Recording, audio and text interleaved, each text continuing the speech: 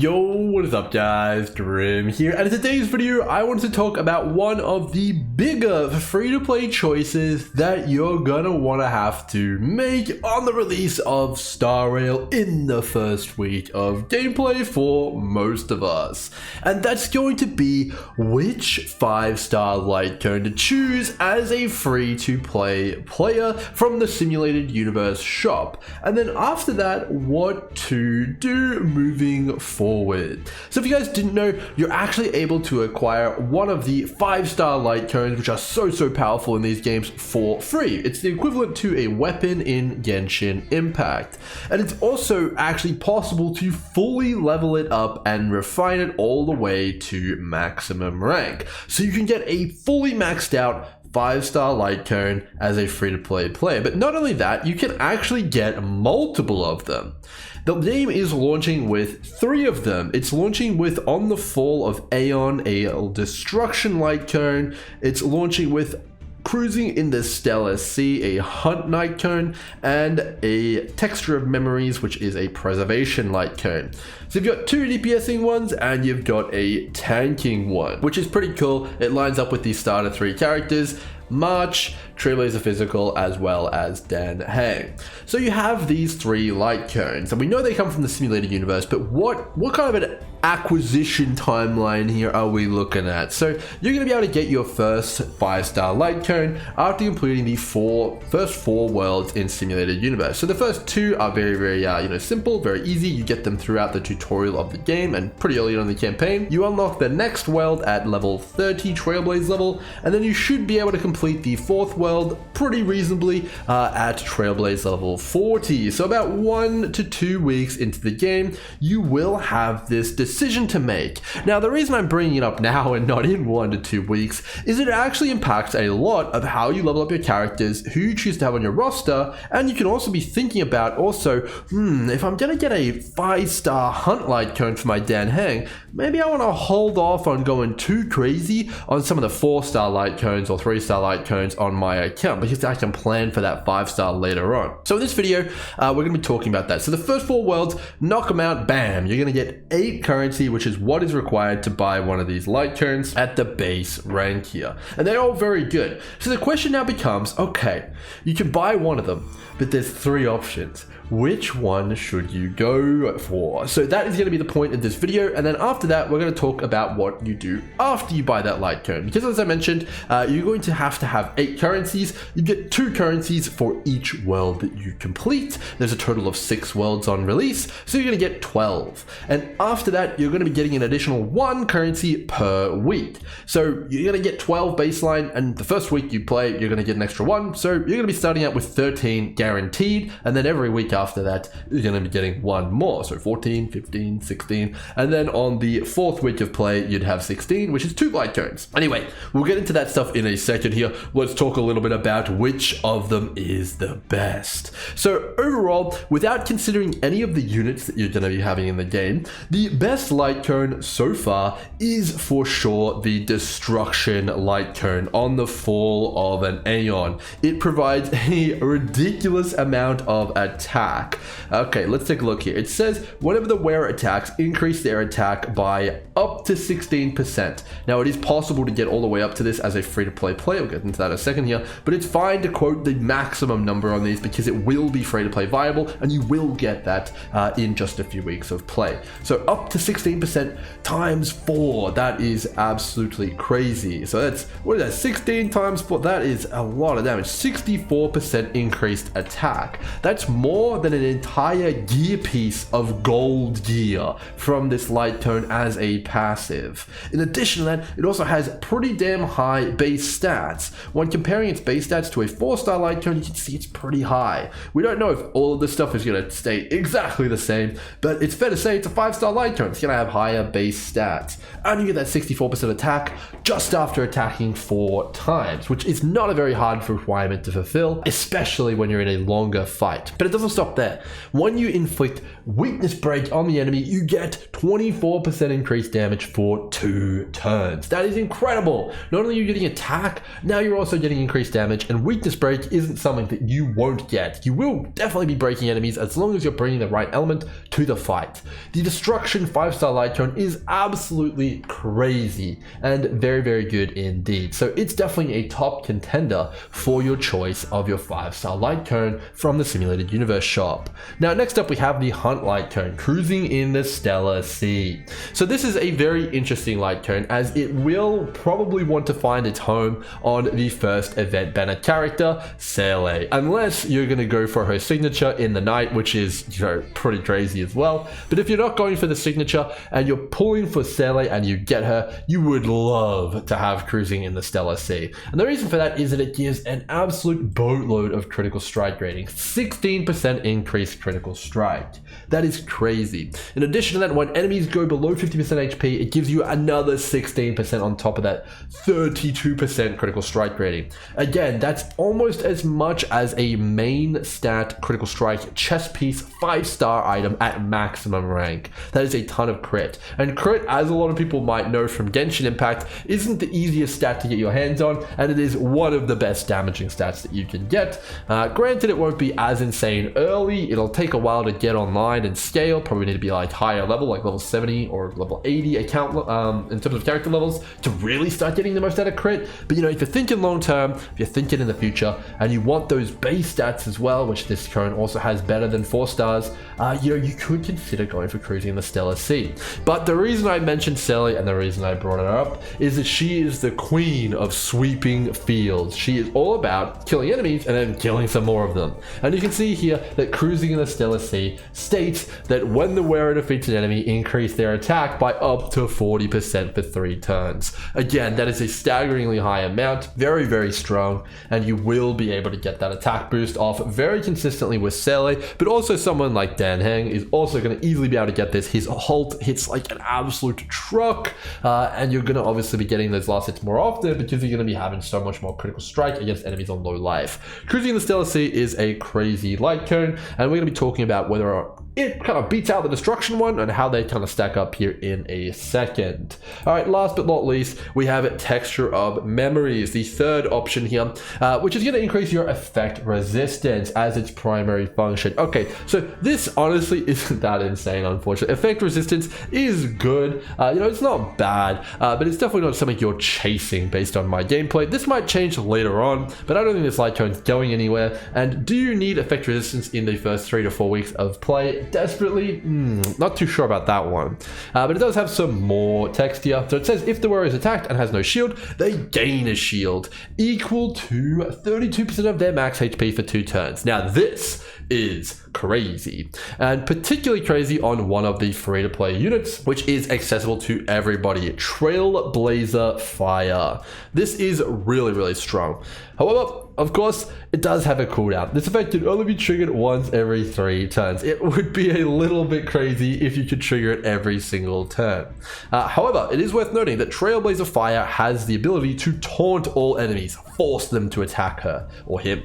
And this is very synergistic with Texture of Memories, as you can get that big shield and pretty much keep it on cooldown and make sure you're getting that value. So this one might actually be a better choice than a lot of people might think, because if you're looking to target Forgotten Hall in the endgame and you want to get through those and you're looking for some defense in terms of a second team, because you only get 1 healer in Star Rail at the start, boosting up your defensive and shielding capabilities could be actually a pretty wise decision.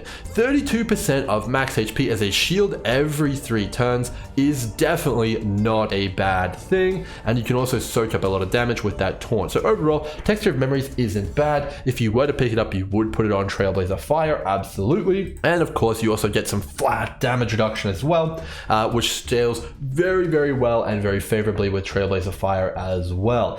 So overall, Texture of Memories is, not bad, definitely a more defensive option, but it actually might be a pretty intelligent pick if you're a absolute Forgotten Hall enthusiast and you really want to try and get to 10 as fast as possible and beat everyone else out to get there as a free-to-play player. All right, so let's break it down a little bit more and talk a little bit more about these light cones in terms of the characters that you could put them on as a free-to-play player. Let's start out with the Hunt light cone. So for the Hunt, we have a few characters on release who can use it. So we have Danheng, Seilei, Sushang, and Yan Qing. Honestly, all of them would love to have it, and it's going to be great on all of them. In terms of who it's best for though, it's got to be Seilei. She is absolutely going to take the most advantage of it due to her sweeping potential and her ability to last hit enemies. But as mentioned earlier, pretty much any of your Hunt characters are going to want it. So basically we're seeing 3 units here which are really good with it. Yan Qing isn't bad with it, although he does have some other pretty good options as well. I think that there's probably a few free-to-play ones which I definitely look at as well for Yan Qing. But in terms of pure free-to-play, the 2 of the best units, Danheng and Sushang, are Hunt units, and they're absolutely going to be finding their way onto your teams very frequently and quickly. So if you're thinking about the Hunt light cone, I don't think there's ever going to be a scenario in which you don't have someone to use it on, as you're pretty much always going to have a top tier unit as a free-to-play player to slap that baby on and have it be effective. Danheng is an absolute beast, and Sushang is obviously a queen of breaking. So overall, you're going to be having quite good uptime on that. However, it is worth noting that it is critical strike rating. So keep in mind that, unless you get to the end game and you stack up enough critical strike rating and multiplier on your gear, it's not going to be as impactful as a flat damage increase like the destruction one has. So it might not be necessarily the best first choice, but if you just want to invest in those characters and you think you can get that critical strike rating up quick, and in addition to that you want that base damage on your Hunt characters, it can be a pretty good option there. Alright, let's take a little bit of a look at the next one here and what characters it can be used on here. So on the fall of Aeons, let's take a look at which characters we can get for a free-to-play and pay-to-play character player here.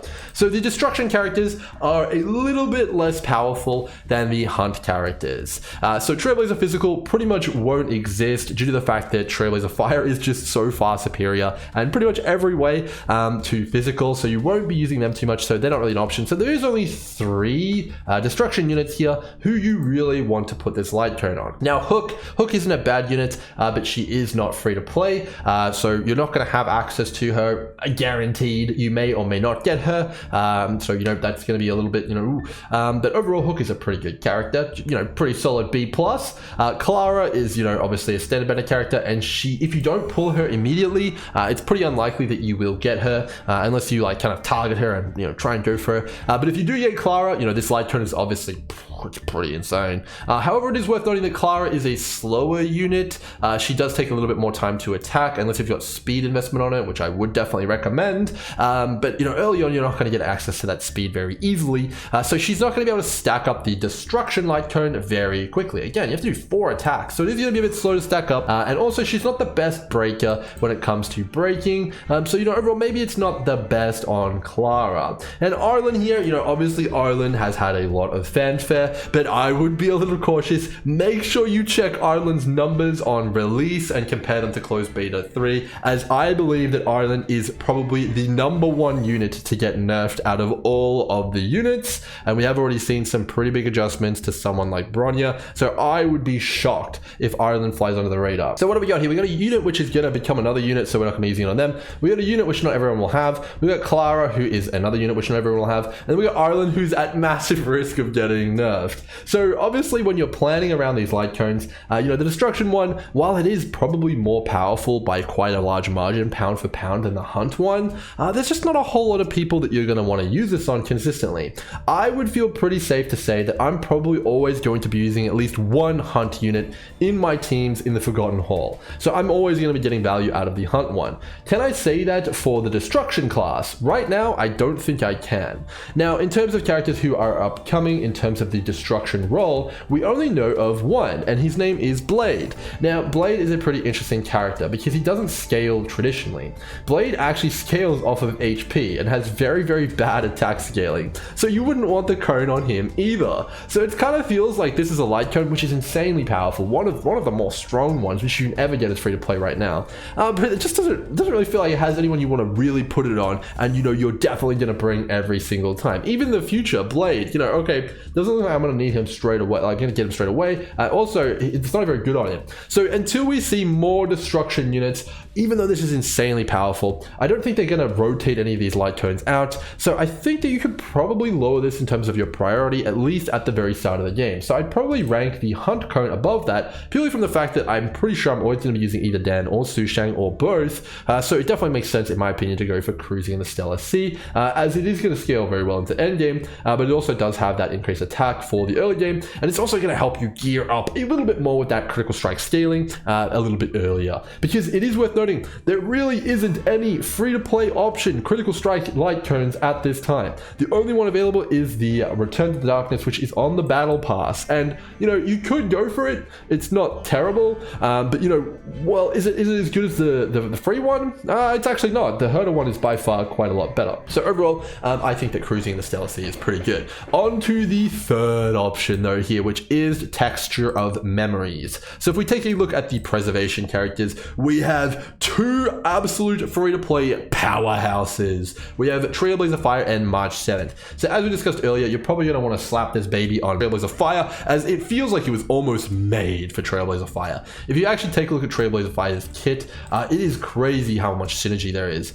So the first thing I want to bring your attention to is the damage reduction portion of everything going on here. So you have one layer of damage reduction, which is defense, and obviously preservation characters have a lot. You have the second level of defense reduction here, which is the skill, 50%, sorry, 52%, because you get Eidolons for free on this character. Damage reduction, which is already pretty crazy. And then I think you get further damage reduction over here. Yes, when it's projected, you where is it? Here it is. Where is it? Okay, I think it's an Eidolon, but you get even more damage reduction is what I'm saying. Here it is. 15% more damage reduction right there, which is even better. And then you stack even more damage reduction here on Texture of Memories, where we are going into some pretty crazy tanky territory here. It's so much so that I'm pretty sure if you had Texture of Memories on Trailblazer Fire and you use the skill, everything would attack it and the shield would not even break. I'm pretty sure that that's the way it would end up being. So we are seeing a very good defensive option here, and something that is really going to make you a lot tankier if you decide to pick it up, because Trailblazer Fire gives you those AoE shields, but also having a big single target shield on demand from that light cone could be a really big deal, as well as the extra damage reduction. Okay, so now that we understand everything, we understand the landscape, you could even put this on March 7th, even if you did get another good light cone for defense. I think it's time to kind of move on here and talk a little bit about acquisition. So for me at least, you guys have all the facts now, you guys know all the info. I am personally going to be getting the Hunt light cone. I'm going to spend my first 8 currencies on this Hunt light cone, and the reason for that is because I probably will be pulling for Sele, and this light cone just feels like it is made for her. It's going to be great on it. I'm going to be thinking it's going to be pretty good, and I am definitely pretty excited to slap that on her. Now, if you were going to pull for In the Night, the priority goes down a little bit, but even then, you're probably going to want to play this on another Hunt character like Sushang or Dan Heng, because they are pretty damn good. Remember, in the endgame, you need 2 teams, so pretty good there. Overall, that's the one I am going to be going for. Now, of course, I said earlier that you're going to get 2 per world. There is, of course, going to be 6 worlds. That is 12. So already halfway to another one. But now we have a decision to make. So when you buy the light cone, you're going to get it at Superimposition 1 here, which is 8% crit. You can upgrade this light cone using 2 currency to the next Superimposition here. So in order to fully upgrade it, you're going to need an additional 8. So you have a decision to make now. Do you want 2 Superimposition 1 light cones, or do you want 1 Superimposition 5 light cone here? That is going to be kind of where you're going to have to go with that decision. So would you rather have a rank 1 Cruising in the Stellar Sea, or Cruising in the Stellar Sea and Texture of Memories, or Aeon the Fall of Aeon, or whatever it is here? You get the point. That's going to be the question that you guys want to ask. So in terms of the timeline here, you're going to get 12 straight off the bat for completing everything. You're going to get 1 on the first week, so you're up to 13, and it's going to be 3 weeks after that you can get the next one. So it's going to be about a month, and then you'll have 2 free-to-play 5-star light cones. It's going to be basically which ones you want in which order, and whether you want to sacrifice that second one there for the increased potency on the first one.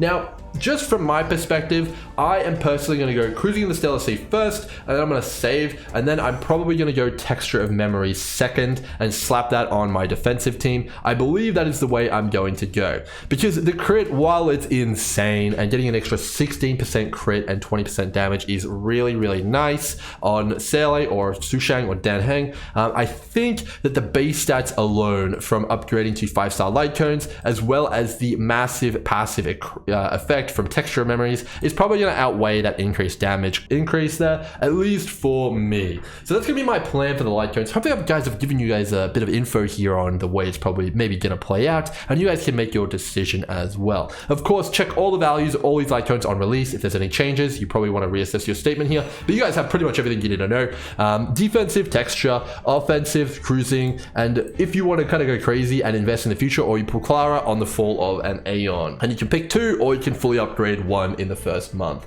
There you have it, guys. If you guys learned something new, make sure to subscribe for more info, and until next time, hope you guys have enjoyed. Cheers.